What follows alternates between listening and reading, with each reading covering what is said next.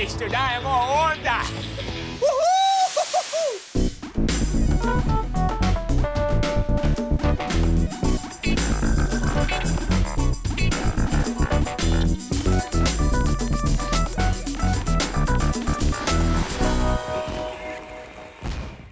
Hora do Enem no ar! E hoje o programa é dedicado a um dos nomes mais importantes da literatura brasileira.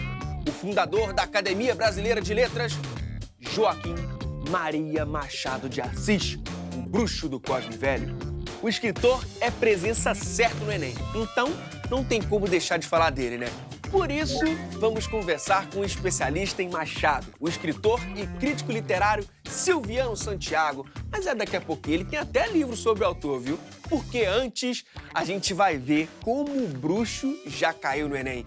Então, ajuda a gente, professor Luiz Herculano. Boa tarde. Seja bem-vindo, Tudo professor. bom?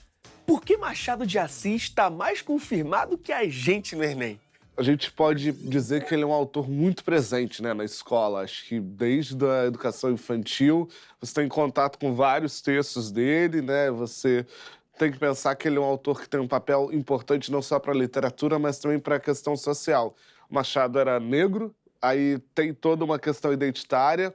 Por ser também um autor que teve uma produção literária muito expressiva, você tem conto, você tem crônica, você tem romance, poema, e fora a discussão que ele traz nos textos, que eu acho que é bem legal e não tem como a gente privar o aluno disso. Imagina no Enem o cara não ter acesso a um escritor desse gabarito, né? Então, o que a gente precisa saber sobre Machado para tirar as questões de letra? Primeira coisa, ter contato com o cara, conhecer a biografia dele, eu acho que é muito legal, né? É importante que o aluno seja apresentado a isso, desde a educação infantil, passando aí pelo ensino fundamental, chegando no ensino médio com conhecimento sólido da biografia e de algumas obras. Eu não vou dizer que ser, né, bobo de achar assim, o aluno pode pegar e escrever sobre ler todos os livros. Talvez não dê, mas é importante que ele conheça algumas obras que são bem representativas e que estão presentes aí em vários textos. A maioria dos livros didáticos que a gente conhece traz o Machado, né? Você deve lembrar do seu ensino médio, do ensino fundamental, sempre tem um conto, uma crônica, um poema e principalmente trechos de romance. Então, acho que por isso, cara, precisa ler sobre Machado e não achar que não vai cair, porque sempre. Eu posso afirmar para você que a maioria das provas do Enem até hoje tem sempre uma ou duas questões que tem o Machado de Assis ali presente. No mínimo. No mínimo, né? Bora ver uma questão? Bora.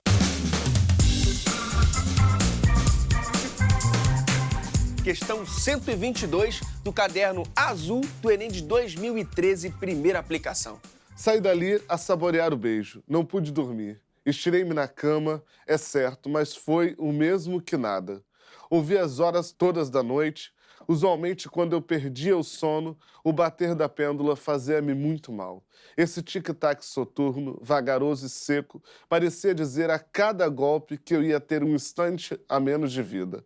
Imaginava, então, um velho diabo sentado entre dois sacos, o da vida e o da morte, e a contá-las assim. Outra de menos, outra de menos, outra de menos, outra de menos. O mais singular é que, se o relógio parava, eu dava-lhe corda, para que ele não deixasse de bater nunca, e eu pudesse contar todos os meus instantes perdidos. Invenções há, que se transformam ou acabam. As mesmas instituições morrem.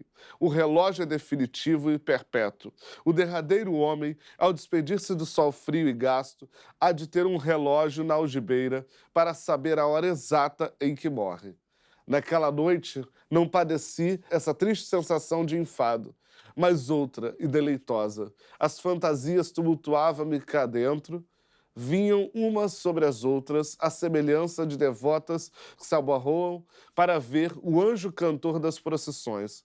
Não ouvia os instantes perdidos, mas os minutos ganhos. Trecho de Memórias Póstumas de Brás Cubas. O capítulo apresenta o instante em que Brás Cubas revive a sensação do beijo trocado com Virgília, casada com Lobo Neves. Nesse contexto, a metáfora do relógio desconstrói certos paradigmas românticos porque... E aí a questão, né, Landi? Imagina o cara lá no Enem, com todas aquelas questões, ele tem que lembrar do Brás Cubas.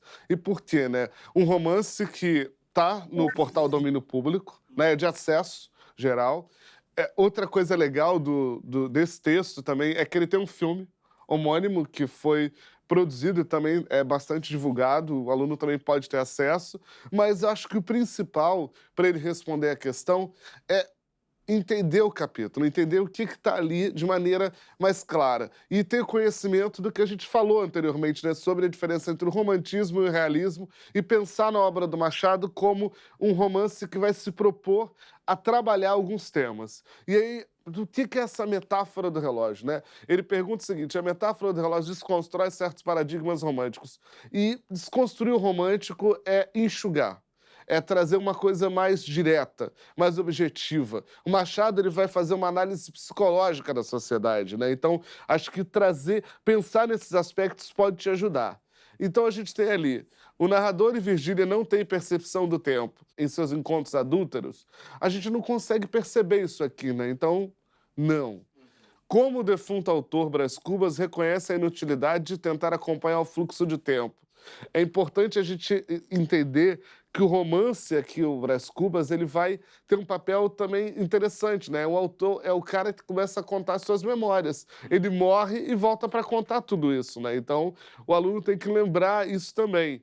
E pensar, esse defunto autor reconhece a inutilidade de tentar acompanhar? Não. Ele não vê que é inútil, ele tem, tanto é que ele diz lá, olha... Que dá corda toda vez que Tem que dar corda, que ele começa a entrar nisso, né? Ele vai entrando numa paranoia. Na contagem das horas, o narrador metaforiza o desejo de triunfar e acumular riquezas? Não. Ele não metaforiza, ele quer aquilo de verdade, não é metáfora para ele, é uma figura quase como uma obsessão. O relógio representa a materialização do tempo e redireciona o comportamento idealista de Brás Cubas. Aí é que tá, né? Esse redirecionar, sim. Por que você tem o relógio como materialização? Porque o romântico, com certeza, ele colocaria esse tempo de maneira subjetiva. Ele traria essa passagem como, por exemplo, buscar uma outra maneira. Poderia criar uma metáfora mais complexa para colocar isso. E aqui o Machado não, ele sente o desejo de fazer isso. Quando ele fala, por exemplo, no hábito de dar corda, é também fazer a vida circular, né? Então é perceber essa passagem do tempo como alguma coisa que não é só o tempo em si, mas é materializar o tempo no relógio para poder mostrar que a vida também tomou um outro rumo, né? E ele tem que se modificar também. E a última está ali. O narrador compara a duração do sabor do beijo à perpetuidade do relógio? Não, ele não faz essa comparação, mas isso pode acabar induzindo ao erro em algum momento, mas não é o caso. Então ficaríamos com D. Professor, a gente está vendo ali um trecho de Memórias Póstumas de Brás Cubas. Você já falou um pouquinho, mas eu queria que você falasse um pouco mais sobre a história desse livro. Vamos lá, esse livro assim é fantástico. Acho que esse livro tem um papel para a literatura muito legal, né? E ter lido esse livro é essencial, né? Acho que para a vida, não só para a questão. Acho que o aluno acho que ele tem que entender, né? E a gente, enquanto docente, e o papel que a gente tem na escola é mostrar para o aluno que ler é bom para a vida em si. O Memórias Póstumas ele vai ter o seguinte papel. Ele vai ser um cara, que é o Brás Cubas, que vai contar as suas memórias a partir da morte, né? O livro começa, né, no enterro dele, né, que meia dúzia de pessoas vão lá, tá chovendo, e ele começa a contar a vida dele toda. E ele vai elencando os fatos. Acho que a coisa mais interessante do livro é que todo mundo tem um defeito. Ele vai colocando os defeitos, vai apontando, ele vai sendo cruel em alguns pontos, né? Acho que isso também é a acidez do Machado, né? Então, essa coisa que o Machado tem de ser um crítico ferrenho da sociedade e dos costumes vai sendo trazida no livro. Outro ponto também, esse narrador, que é diferente do narrador romântico, né? O narrador Brás Cubas, ele é um narrador que se intromete, que fala, ó, para de ler esse capítulo, vai para o capítulo tal. Ou então assim, não, se fosse você não faria isso não. E ele coloca, por vezes você tem um problema que você não sabe se é o Brás Cubas narrador ou se é o Brás Cubas personagem, né? Então há uma dualidade nesse texto. Então ele traz essas reflexões, ele fala do amor dele pela Virgília, né? Um amor que era proibido, tendo em vista que ela era casada, né? A gente tem ali. Sim. E ele vai e coloca somente ela com uma pessoa que não tem defeito, porque ela o incomoda, né? A gente pode pensar que aí tem uma característica do Machado que é muito legal, que é como ele aborda a mulher, né? Então, as mulheres do Machado, elas têm uma característica que é bem peculiar, que é serem mulheres muito ativas na história, né? Então, essas mulheres que participam se contrapõem à sociedade do século XIX, né? Em que você tem um apagamento social dessa mulher. Então, há uma contextualização que o Machado vai trazer. Então, ler isso é também pensar nesses pontos, né? O Machado que vai falar dos privilégios da classe social mais favorecida, falar do regime de escravidão, que ele próprio explora no texto o tempo inteiro, o cara que está sempre com ele. Mas não vamos dar tanto spoiler. Tá bom. Vamos deixar a galera ler e entender tudo isso, né? Sim, mas vale a pena a leitura, pessoas leiam. Vocês vão gostar, o livro é bom pra caramba.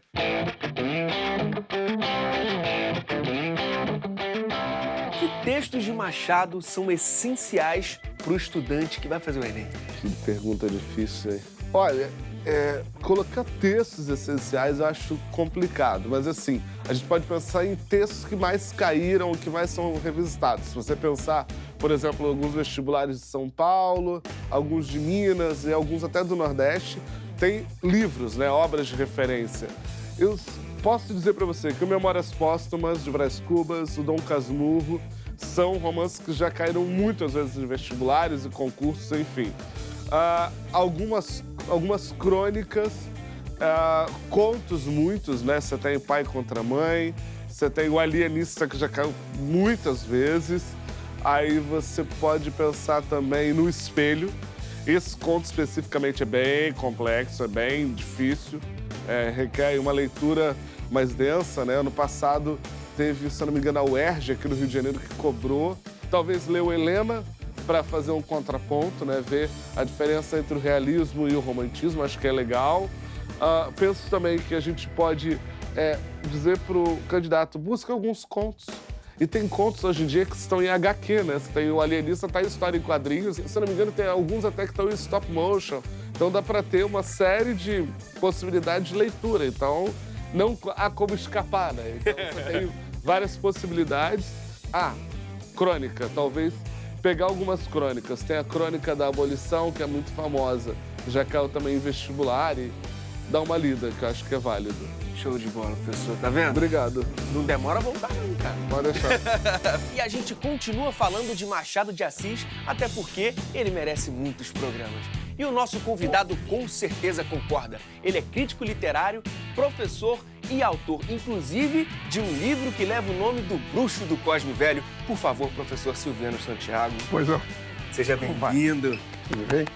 Uma grande honra ter você aqui. Muito obrigado mesmo, viu? E é um prazer estar aqui com vocês. Por que Machado de Assis tinha esse apelido de o Bruxo do Cosme Velho? O apelido lhe foi dado por Carlos Drummond de Andrade, né? O grande poeta modernista que nós todos conhecemos. Como não aceitar, né? Então, ele tem um poema, não é, escrito já na idade madura, é preciso que se explique, que se chama A um Bruxo com Amor. E esse poema é um pouco mea-culpa, porque, sendo um autor modernista, não é? Lembre-se dos anos 1920, quando se exigia uma linguagem simples, um vocabulário, né, do cotidiano, e Machado de Assis, obviamente, não era do grande agrado dos modernistas. Até mesmo Mário de Andrade diz em ensaio que preferia Euclides da Cunha, Machado de Assis. Então, foi aos poucos, não é, que Carlos Drummond descobriu o bruxo, né? Ou seja, aquela pessoa, não é, que não leu apenas o livro da vida, como ele diz. Ele leu o livro da vida humana, ou seja, do ser humano na Terra. Quer dizer, daí a genialidade de bruxo, aquele que enxerga o passado, o presente e anuncia o futuro. Então, por que tanta gente acaba tendo receio de ler? Não sei se tem medo de ler Machado de Assis ou tem medo de ler aquilo que ele lhe traz. Ele traz algo de tão pesado, algo de tão grandioso e algo de tão maravilhoso que perturba a vida da gente, entende? De qualquer ser humano. Mesmo de um Carlos Drummond de Andrade, como acabamos de falar. Entende? E isso, a meu ver, é a grandiosidade dele, não é? Porque ele não é um romancista que quis nos dar um retrato setorizado da vida no seu bairro, da vida no Rio de Janeiro, da vida no Brasil. Ele quis traçar um retrato muito mais amplo, que é ser o ser humano desde o momento em que ele é um intruso no planeta Terra. Quer dizer, esse ser intruso que ele quer conhecer, né, na sua história. Daí que a grande qualidade de Machado de Assis, ele ser um autor que pode agradar a pessoas de qualquer formação. Porque ali você tem história, tem sociologia, tem psicanálise, tem filosofia, tem tudo. Agora, isso misturado no que nós chamamos uma ficção, torna-o, né, potente. E, obviamente, amedrontador. E o vocabulário, assim, pode ser uma barreira para os leitores iniciantes? De maneira nenhuma. Não é o vocabulário nosso, não é o cotidiano. Quer dizer, é um vocabulário do século XIX. Mas o próprio Mário de Andrade, a grande crítica que ele faz a Machado de Assis é dizer que ele sempre escreve com as mesmas 70 palavras. Quer dizer, sem querer, Mário de Andrade se deu conta de que Machado de Assis, no século XIX, era o nosso João Cabral do século XX.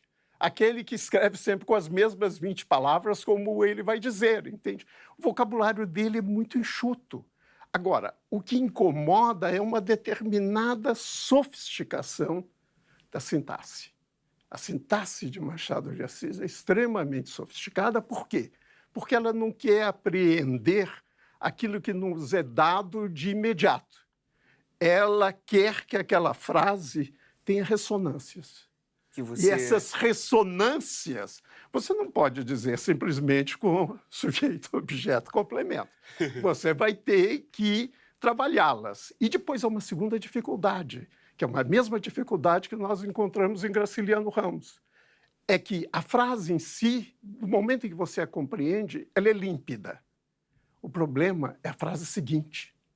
Porque a frase seguinte, ela cria uma espécie de espaço, que é o espaço da reflexão. Então, ler uma frase é simples. O difícil, Machado, é ler um parágrafo.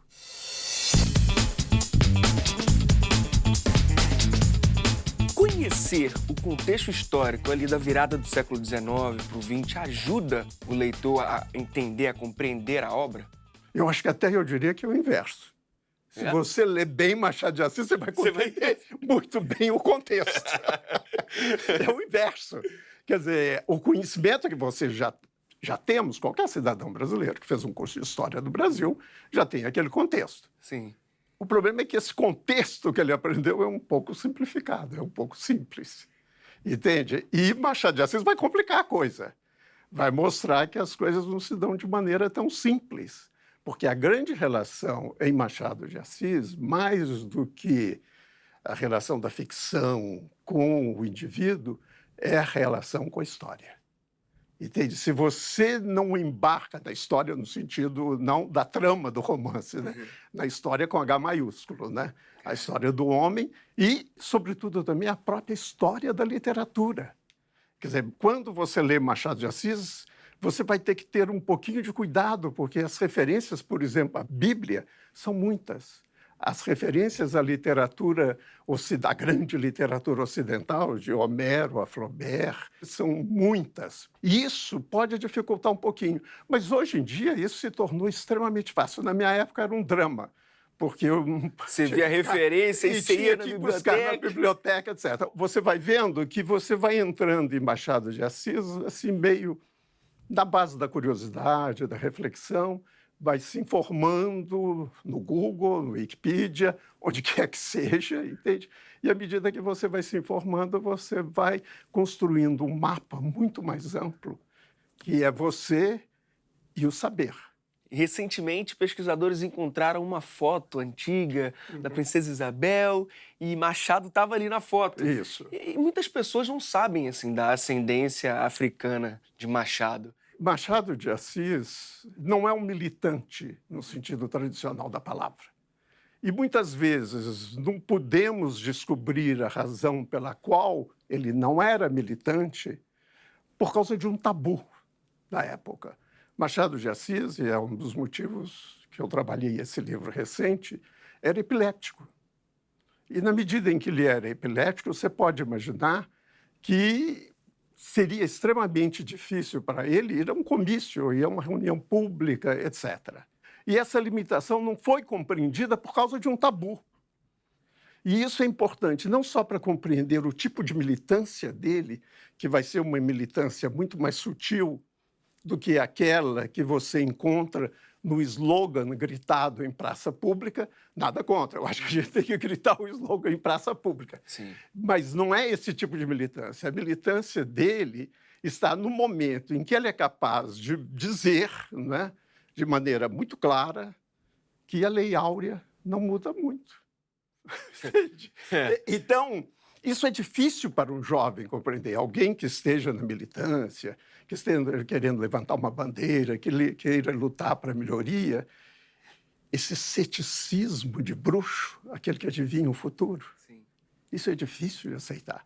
Então, Machado de Assis padece um pouco quando é visto de uma maneira um tanto simplificada.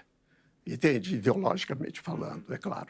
Não, Machado de Assis, basta você ler, você percebe que é de uma cuidade extraordinária. Extraordinária, entende? Agora, delicada e, ao mesmo tempo, radical. É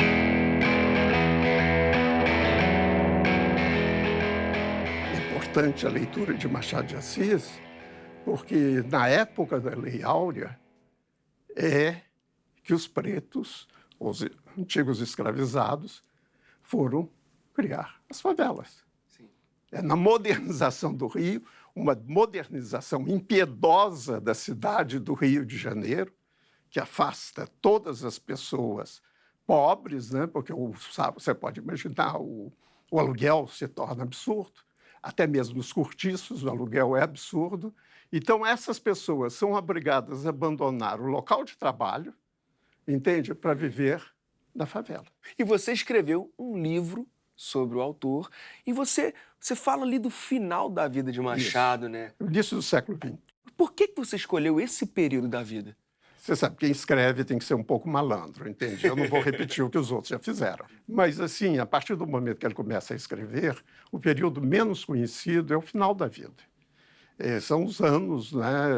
São os anos que coincidem com a morte da esposa Carolina.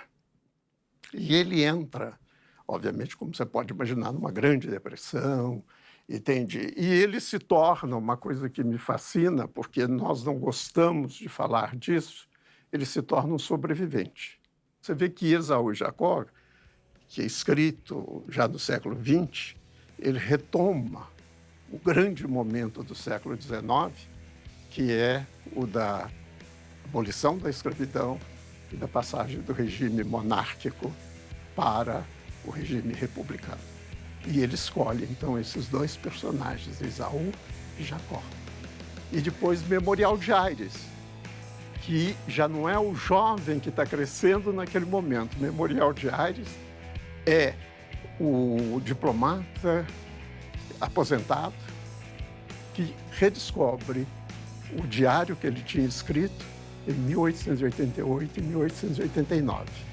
Você vê que ele é dessa maneira que Machado de Assis vai trabalhando, entende? Quer dizer, não existe uma só realidade, entende? A realidade é por demais complexa. Existem pontos de vista. Então é isso, Machado de Assis. É um universo muito empolgante, entende? Para quem quiser entrar nele de posse de informações. Quer dizer, a estocagem de conhecimento é necessária para se entrar com vigor na obra de Machado de Assis. Aí, papo tá maneiro, não tá? Vamos fazer o seguinte, a gente assiste a segunda parte daqui a 2 semanas. Pode ser? Combinado? Então, até lá!